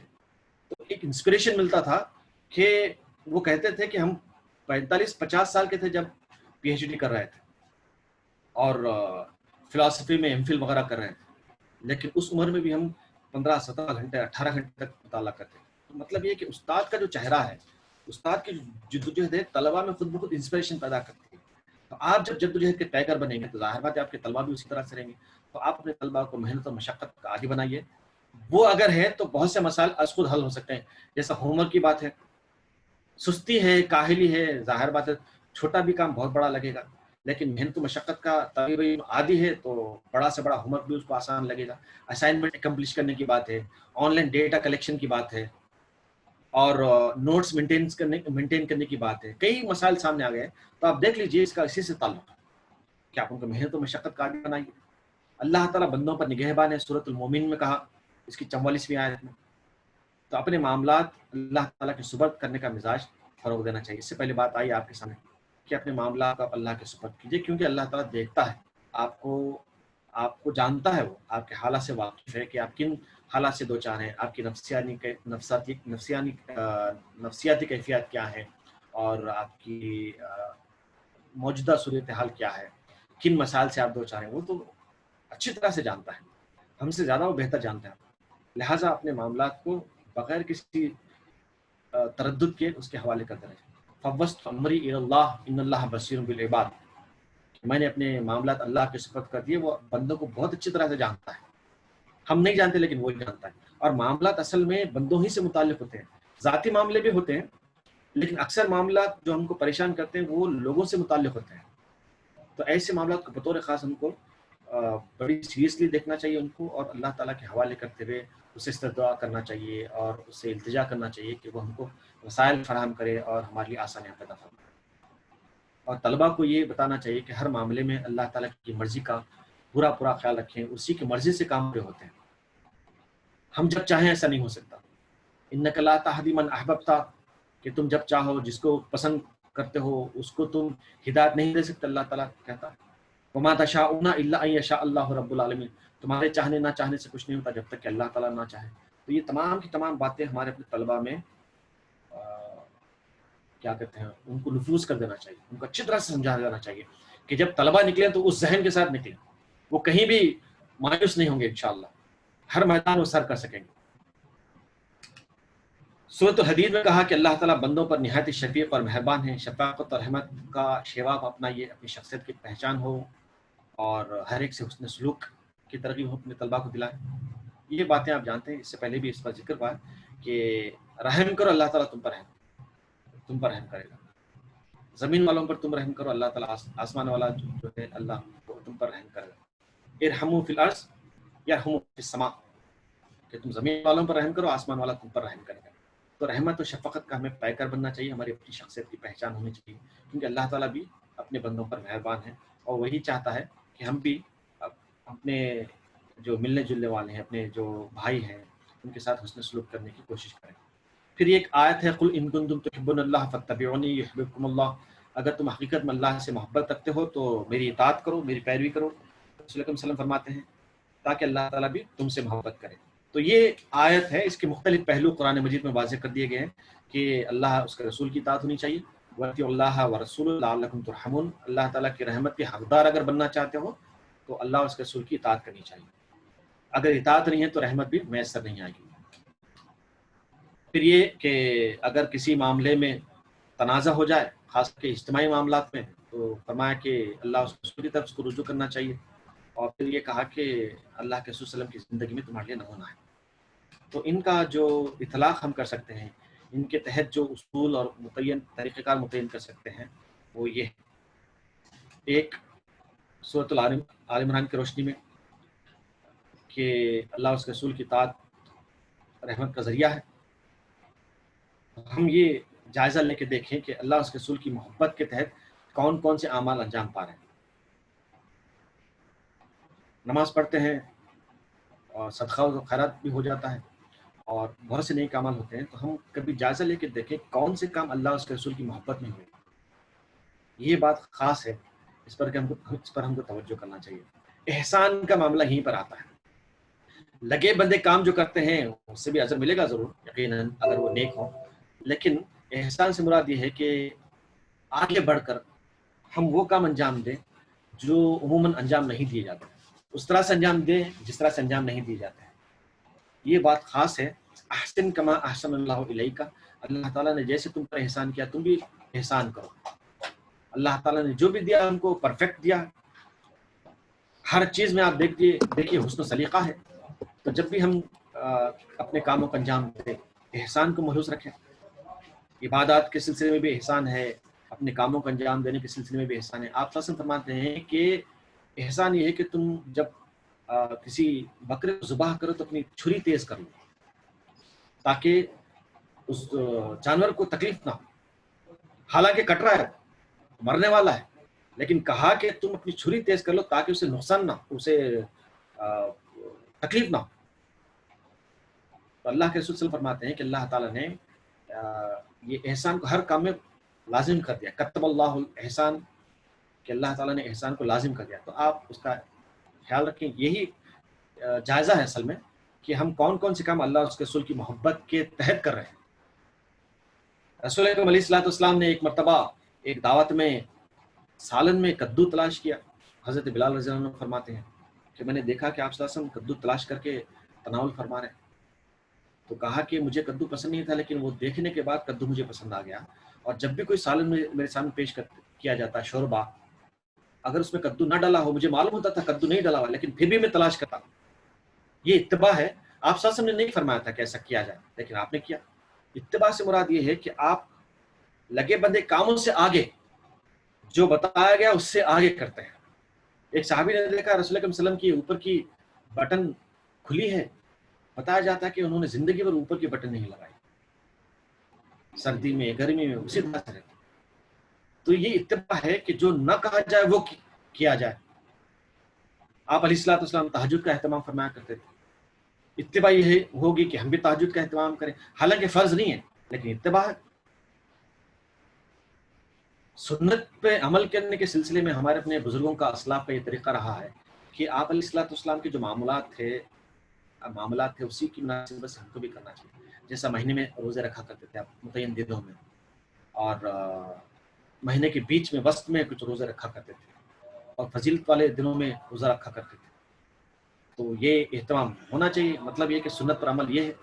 تو اس طرح سے آپ دیکھتے چلے جائیں کہ کون کون سے اعمال آپ اللہ اس کے رسول کی محبت میں کر رہے ہیں. یہی بات ہم اپنے طلباء میں الگ انداز سے پیش کرنے کی کوشش کریں کہ وہ اپنے کاموں کو اللہ اس کے رسول کی محبت کے حوالے سے کیسے انجام دے سکتے ہیں، اور اللہ اس کے رسول کی محبت کیسے محرک بنتی ہے نیک کاموں کو انجام دینے کے لیے. آپ وہ فروغ دیں. نظائی معاملات میں ہم کو اللہ اس کے رسول کی طرف رجوع ہونا چاہیے. احسن تعویل کہا اللہ تعالیٰ نے کہ یہ انجام کے لحاظ سے بہت ہی بہتر طریقہ ہے کہ آپ رجوع کریں اللہ اس کے رسول کی طرف. نہیں خود سے کر لیں گے تو ظاہر بات ہے نقصان اٹھانا پڑے گا. آج ہمارے ادارے، خاص کر کے اجتماعی ادارے، جو نقصان سے دوچار ہیں. دیکھتے ہیں کہ دیگر اقوام کے ادارے بڑی تیزی کے ساتھ ترقی کرتے چلے جاتے ہیں، لیکن ہمارے ادارے ان کی میعاد بھی اتنی ہی ہوتی ہے جتنی میعاد دوسروں کی ہوتی ہے. کہیں سے کہیں پہنچ گئے ہوتے ہیں، لیکن ہمارے ادارے پیچھے چلے جاتے ہیں. کیوں؟ کیونکہ ہم نے وہاں پر اللہ اس کے رسول کی احکامات کا پاس لحاظ نہیں رکھا. شورائیت ہے. میں یہ نہیں کہتا کہ ہر جگہ ایسا ہو رہا ہے، لیکن ہے بہرحال یہ ایک ہمارا قابل اصلاح پہلو ہے، ہمارا اجتماعی قابل اصلاح پہلو ہے.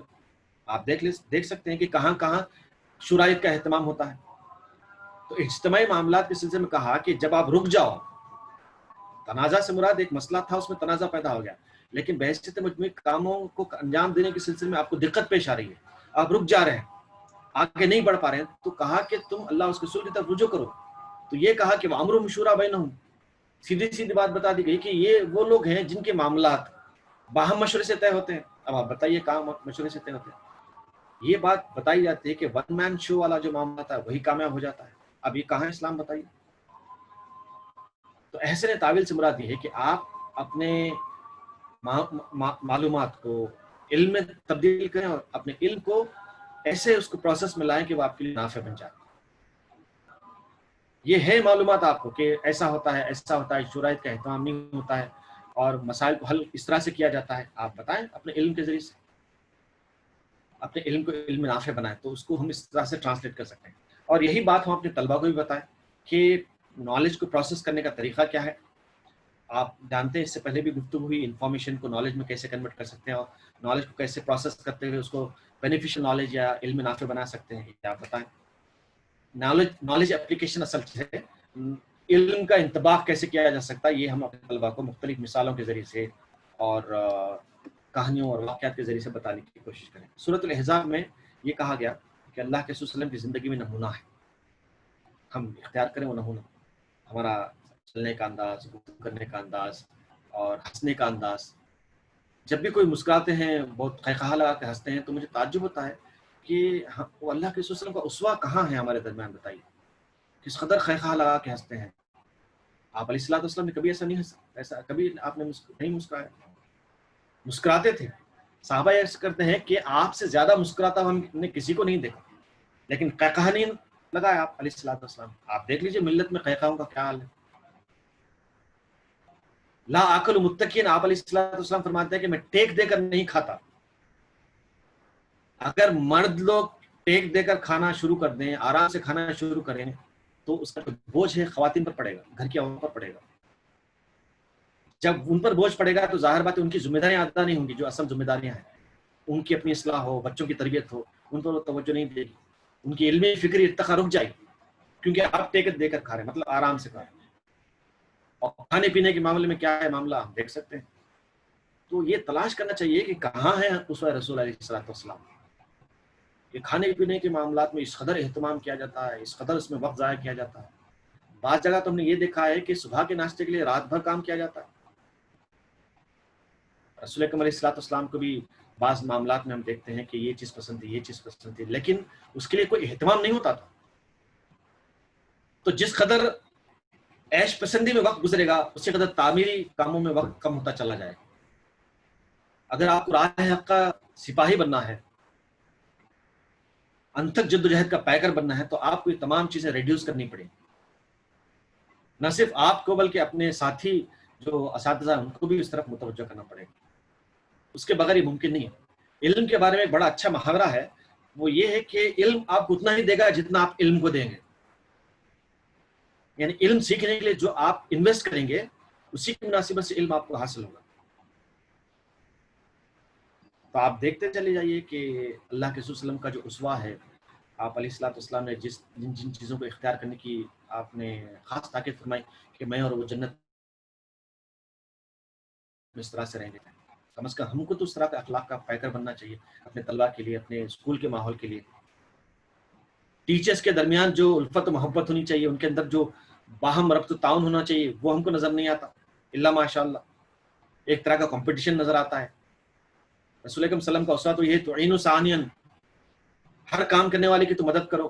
او تصنع لاقرخ، جو اپنا کام صحیح ڈھنگ سے نہیں کر سکتا تم اس کی مدد کرو.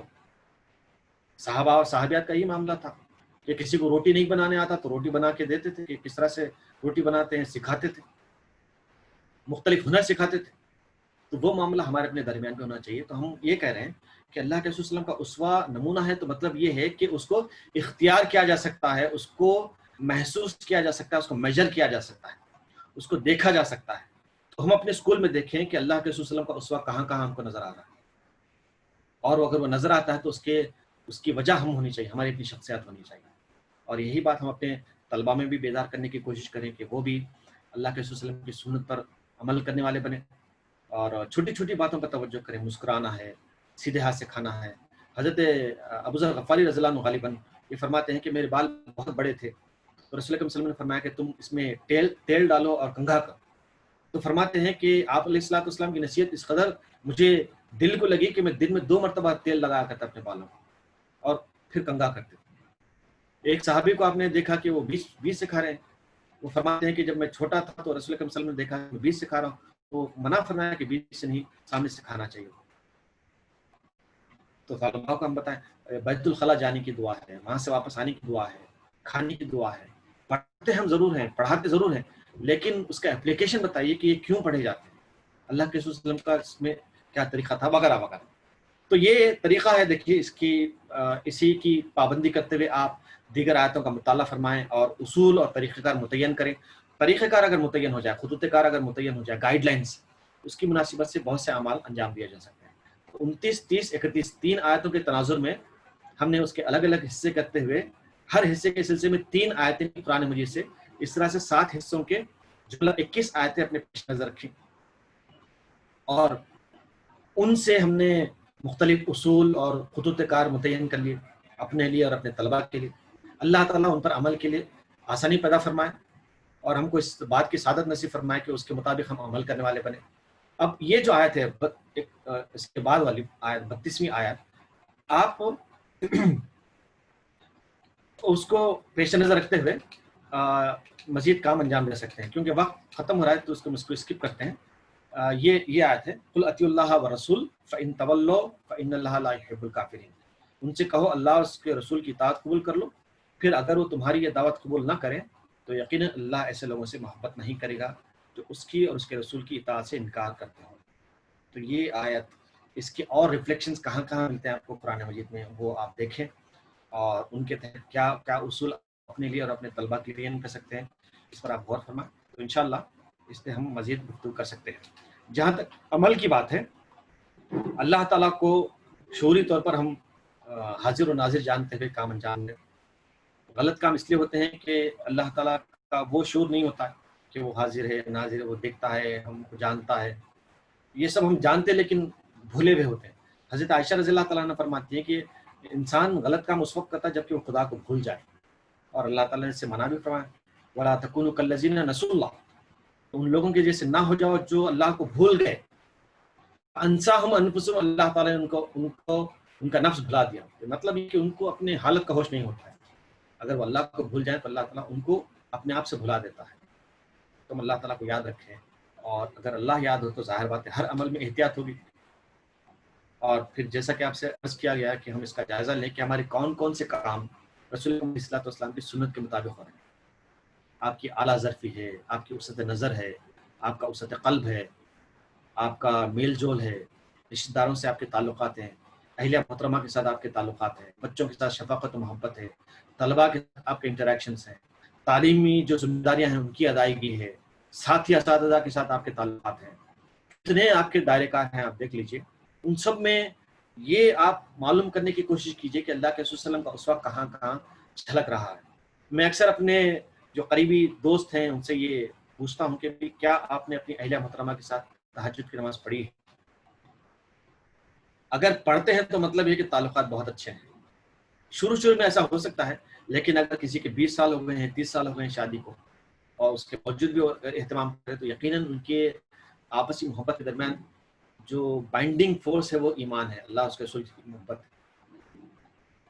تو آپ دیکھ لیجیے آپ کی بیوی کے ساتھ آپ کے کس طرح کے تعلقات ہیں. آج کل کیا ہو گیا ہے کہ میاں بیوی کے جو تعلقات ہیں اس کو بالکل مذاق کا موضوع بنا دیا گیا. ایسا نہیں ہے.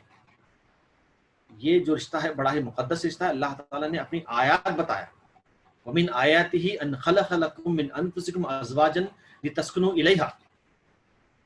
کہ جس طرح سے زمین اور آسمان، سورج اور ستارے اللہ تعالیٰ کی آیات ہیں، نشانیاں ہیں، اسی طرح سے یہ بھی ایک آیت ہے کہ اللہ تعالیٰ نے تمہارے نفس سے تمہارا جوڑا بنایا. اللہ کی نشانی کو مذاق کا موضوع نہیں بنایا جا سکتا. لیکن آپ دیکھ لیجیے 20 جوکس آپ کو ملیں گے. تو مطلب یہ ہے کہ جہاں ایمان نہیں آئے گا تعلقات میں، وہ مذاق کا ہی موضوع بنے گا. تو اس پر آپ توجہ فرمائیں. پھر جو اصول اور طریقہ کار بیان کیے گئے ہیں اوپر، آپ ان کے سلسلے میں لاحمل ترتیب دیں، جتنے کر سکتے ہیں.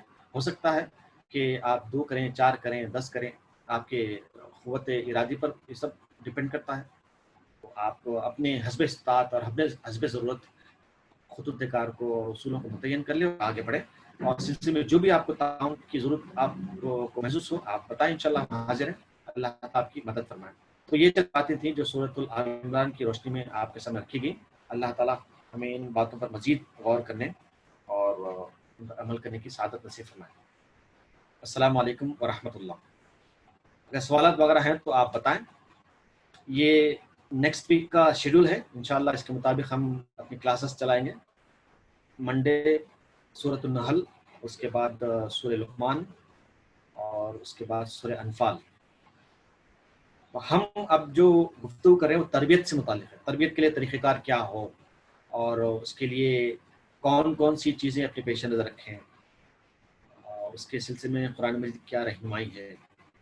تو وہ نئی نئی جو ٹیکنیکس ہیں، نئے نئے جو ٹولس ہیں، ٹریننگ ٹولس ہیں، ان کے حوالے سے ہم انشاءاللہ بہت ساری باتوں کو سمجھنے کی کوشش کریں گے۔ جی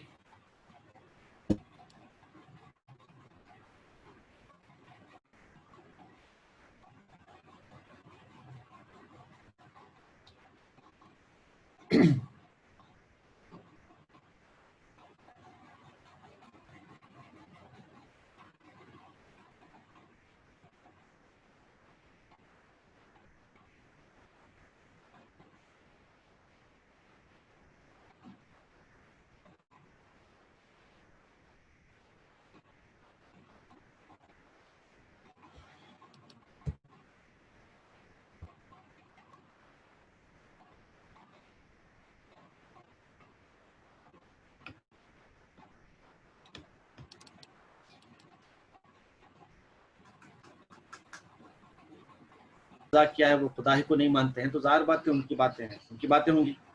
تو ان دونوں میں تو بنیادی فرق ہم سمجھتے ہیں کہ خاص کر کے مغرب کا جو آپ نے ذکر فرمایا ہے، اس کا جو بیسٹ حصہ ہے وہ خدا بیزار ہے۔ جی جی یہ بات ہم کو سمجھنی چاہیے کہ اگر کوئی چیز اچھی ہے، انوینشنس ہیں، اب ظاہر بات ہے انوینشن میں کوئی یہ نہیں حرج نہیں ہے، ٹیلی فون کا آپ استعمال کریں اور آپ کے ٹیلیسکوپ کا آپ استعمال کریں، اس میں کوئی حرج نہیں ہے، لیکن وہ تھیریز جو انسانی معاملات کے سلسلے میں تعلق رکھتی ہیں، جو انسانی عقل کے سلسلے میں تعلق رکھتی ہیں، یا انسانی نفسیات سے بحث کرتی ہیں، تو آپ کو یہاں ریلائی کرنا پڑے گا، دین اسلام پر ریلائی کرنا پڑے گا۔ وہاں آپ ریلائی نہیں کریں گے، اگر وہاں ریلائی کریں گے تو ظاہر بات ہے وہ بے خدا ہے، ڈائریکشن لیس ہے، ڈائریکشن لیس چلے جائیں گے۔ اب جیسا یہ آج کل ہے نا ابھی کہ ہیپی فیملی ہے اور ہیپی لائف ہے، اور مختلف قسم کے سائیکولوجیکل پرسپیکٹیو سے باتیں کی جاتی ہیں، تو آپ دیکھ لیجیے ان کا جو مزاج ہے، ان کا جو طریقہ کار ہے، اس کی پشت پر وہ دنیا پرستی ہے، ایسا لگتا ہے ہم کو کہ be happy, be always happy, یہ کوئی تصور ہی نہیں ہے دین اسلام میں۔ اللہ تعالیٰ نے یہ جو کہا کہ ہم تم کو آزمائیں گے، تو آزمائش کی مراد کیا ہے؟ آپ کو خوش رکھ کے تھوڑی آزمائے گا وہ، ہو سکتا ہے کہ 2-4 دن کے لیے خوش رکھ کے بھی آزمائے، لیکن آزمائش آئیں گی۔ اور یہ کہا کہ جنت تلواروں کے سائے کے نیچے ہے۔ تو بعض دوست ہمارے ایسے ہیں جو صبح صبح اچھی اچھی دعائیں بھیجتے ہیں، ماشاءاللہ جی، وہ دعائیں پڑھ کے مجھے ہنسی آتی ہے کہ بھئی اللہ تعالیٰ اگر یہ تمام دعائیں سننے لگے تو دنیا جنت بن جائے گی، اور دنیا تو جنت نہیں ہے۔ تو یہ مائنڈ بن جاتا ہے، یہ مینٹالٹی بن جاتی ہے۔ سوسائڈ کیوں کرتے ہیں بتائیے؟ سوسائڈ اس لیے کرتے ہیں کہ وہ سمجھتے ہیں کہ دنیا ہی میں سب کچھ ہونا چاہیے، اللہ کا در چھوڑ کے کہیں اور کیوں جاتے بتائیے؟ وہ بولتے ہیں کہ نہیں یہی ہونا چاہیے سب کچھ۔ یہ لوگ جو جاتے ہیں نا اللہ کے در کو چھوڑ کر کہیں اور سر جھکاتے ہیں، منتیں مانگتے ہیں، کیوں مانگتے ہیں؟ ان کو یقین نہیں ہوتا کہ یہاں مسئلہ حل ہو سکتا ہے، اور ان کو یہ یقین نہیں ہوتا ہے کہ دنیا میں اللہ تعالیٰ آزماتا ہے۔ ان دو وجوہات کی بنا پر وہ جانتے ہیں۔ ایک صحابہ نے رسول اللہ صلی اللہ علیہ وسلم سے عرض کیا کہ یہ مجھے بیماری لگی ہے مرگی کی، فٹس آتے ہیں اور مجھے اپنے جسم کا ہوش نہیں ہوتا ہے، آپ دعا فرمائیں کہ یہ بیماری سے مجھے شفا ملے۔ تو آپ علیہ الصلوۃ والسلام نے فرمایا کہ یقیناً میں تمہارے لیے دعا کروں گا، تمہیں شفا ملے گی، لیکن تم اس پر اگر صبر کرو تو جنت ملے گی۔ تو کہا کہ ٹھیک ہے میں صبر کروں گی، لیکن اتنی دعا فرمائیے کہ مجھے میرے جسم کا ہوش رہے۔ روایت میں آتا ہے کہ وہ خاتون، وہ صحابیہ رضی اللہ تعالیٰ عنہا حضرت معاویہ رضی اللہ عنہ کے دور تک زندہ رہیں، اور ان کو فٹس آتے تھے، لیکن ان کو ان کے جسم کا ہوش رہتا تھا۔ تو یہ مصیبتیں، مشکلات، پریشانیاں یہ ختم ہونے کے لیے نہیں آتی ہیں، ان پر صبر کریں آپ، وہ اپنے وقت پر ختم ہو جائیں گی۔ نہیں فوری ختم ہو جانا چاہیے، تو پھر یہ تصور ہی غلط ہے۔ اور تصور غلط ہوگا تو اس کے لیے غلط طریقہ کار اختیار کیا جائے گا، یہاں جائیں گے وہاں جائیں گے، فلاں کے پاس جائیں گے، فلاں کے پاس جائیں گے، فلاں تھیراپی، یہ تھیراپی، اوف وہ دنیا بھر کی چیزیں آ گئی. تو یہ فرق کو ہم کو سمجھنا چاہیے کہ جہاں تک استعمال کرنے کی چیزیں ہیں یا افادہ عام کی جو چیزیں ہیں جن کو معروف میں سب لوگ ایکسیپٹ کر لیتے ہیں، ان کو ہم بھی ایکسیپٹ کر سکتے ہیں، کوئی خبات نہیں. آپ یہ نہیں کہہ سکتے کہ موبائل کا ذکر نہیں ہے اس لیے ہم اس کو استعمال نہیں کریں گے، ایسا نہیں. یہ انوینشنس اور یہ ڈسکوریز جو اچھی ہیں، صحت مند ہیں، ان کو ہم ایکسیپٹ کر سکتے ہیں. جہاں تک وہ باتیں ہیں جو اخلاق سے متعلق ہیں، نظریات سے متعلق ہیں، ان کے لیے تو ہم قرآن و سنت پر ریلائی کریں گے. ان کو اگر آپ تھامے رہیں تو سیدھے راستے پر رہیں گے. آپ علیہ الصلوۃ والسلام نے بالکل واضح فرما دیا، اور یہ بھی کہا کہ یرفع بہذا القرآن اقواما، اللہ تعالیٰ ترقی دے گا اس قرآن کی بنیاد پر لوگوں کو. تو کہیں اور جانے کی ضرورت نہیں ہے. کہیں اور اگر جا رہے ہیں تو ان کا قصور ہے، ان کے یقین کی کمی کی وجہ سے، ایمان کی کمزوری کی وجہ سے. تو میرا یہ آپ سے مشورہ ہے کہ آپ کبھی تقابل کرنے نہ جائیں. بالکل بات کلیئر ہے. وہ ہے نا سورہ بقرہ کی آیتیں، سورہ آیت الکرسی کے بعد وہ جو ہے نا کہ ہدایت کو ضلالت سے بالکل چھانٹ کر دیا گیا. لا اکراہ فی الدین قد تبین الرشد من قد الغی. تبین الرشد من الغی. بس ہم کو مزید کچھ کرنے کی ضرورت نہیں. قد تبین الرشد من الغی. قرآن و سنت آپ تھامیں اور چلیں. اور یہی ہمارا اپنا امتیازی وصف ہونا چاہیے کہ ہم کو ترقی قرآن و سنت کی بنیاد پر کرنی ہے. اور اس کی بنیاد پہ کریں گے تو ظاہر بات ہے اسی کی بنیاد پہ تبدیلی آئے گی، اسی کا بول بالا ہوگا. کلمت اللہ ہی الاولیاء والی جو بات ہے سچی ہوگی. جی جزاک اللہ خیر. تو جیسا آپ نے فرمایا کہ یہ جو کورس ہے بڑا ہی کمپریہنسو ہے، تو یقیناً میں بھی اس کو سمجھتا ہوں کہ اسی طرح کا ہے کہ ہمارے اپنے اساتذہ کے لیے بے شمار باتیں کم وقت میں تحریری طور پر بھی آ رہی ہیں، اور یہ ویڈیوز کی شکل میں بھی آ رہی ہیں، اور کلاسز سے بھی وہ استفادہ کر رہے ہیں. تو ہم سمجھتے ہیں کہ اس پر ایک لانگ ٹرم پلان بننا چاہیے. 1 مہینے میں کورس ختم ہو جائے گا انشاءاللہ، لیکن اس کی بنیاد پر ہم مزید کوشش کریں گے، مزید توجہ دیں گے، اس کو مزید پروسیس کریں گے، اور مائنیوٹ ڈیٹیلز کیا ہو سکتے ہیں اس پہ کام کریں گے. میں بھی کروں گا اور آپ بھی اپنے طور سے کریں. تو اس طرح سے کام پھیلتا چلا جائے گا، اور یہ جو کمپریہنسو کورس ہے اس کی تفصیلات مزید وسعت اختیار کرتی چلی جائیں گی. تو یہ پیش نظر ہے، انشاءاللہ دیکھیں گے آنے والے دنوں میں کیا ہو سکتا ہے. جزاک اللہ خیر. بہت بہت شکریہ آپ سب لوگوں کا. اللہ تعالیٰ جزائے خیر دے. جیسا کہ گروپ میں نے یہ گفتگو کی تھی کہ یہ پورے گروپ میں جو ممبران ہیں انرولڈ ہیں، انہوں نے ایڈمیشن لیا جیسا ہے، تو پتہ نہیں اب دیکھیے 15-17 لوگ شریک ہیں. تو مطلب دیگر لوگوں کے لیے کیا پرابلم ہے، کیا وقت کا مسئلہ ہے، کیا کوئی اور مسئلہ ہے. اگر بتا دیا جائے تو کچھ ہو سکتا ہے. ہم یہ چاہتے ہیں کہ زیادہ سے زیادہ لوگ استفادہ کریں، اور اگر شامل ہونے کے باوجود بھی وہ استفادہ نہیں کر پائیں تو یہ ہماری بھی ذمہ داری بنتی ہے کہ ہم ان سے پوچھیں. ملیشیا میں تو آپ کا ٹائم جو ہے وہ 10 سے 11 ہے. ابھی یہاں 11:15 ہو رہے ہیں ابھی یہاں پر. جی میرے لیے یہ وقت جو ہے بالکل ٹھیک ہے، لیکن اگر ظہر وغیرہ اس طرح سے کریں گے انڈین ٹائم، مطلب ہندوستانی ٹائم کے حساب سے، تو مشکل ہو جائے گا مجھے. میرے لیے یہ وقت درست ہے. صحیح نہیں آپ کے لیے درست ہے، لیکن میجورٹی کیا ہے. بہرحال اس پہ آپ لوگ توجہ فرمائیں. گروپ ممبران سے گزارش ہے، جو بھی ابھی سن رہے ہیں دیکھ رہے ہیں، ان سے گزارش ہے کہ توجہ کریں. کوشش اس بات کی ہونی چاہیے کہ سب کو استفادے کا موقع ملے، اور استفادے میں اگر کوئی رکاوٹ ہے تو اگر ہم درست کر سکتے ہیں، اس کو صحیح کر سکتے ہیں تو کریں گے، ورنہ پھر دیکھیں کوئی شکل اور اختیار کر سکتے ہیں. بہرحال جزاک اللہ آپ سب کا بہت بہت شکریہ. یہ نیکسٹ ویک کا شیڈول ہے، تیاری کر کے آئیے. اور آپ کو جو بھی مواد دیا جا رہا ہے تحریری اور آپ کے ویڈیوز کی شکل میں، ان سے آپ بھی استفادہ کریں اور لوگوں تک پہنچائیں، کام کرنے کی کوشش کریں. اللہ تعالیٰ ہم سب کو توفیق عنایت فرمائے. سبحانک اللہم و بحمدک ونشہد ان لا الہ الا انت نستغفرک ونتوب الیک. السلام علیکم ورحمۃ اللہ.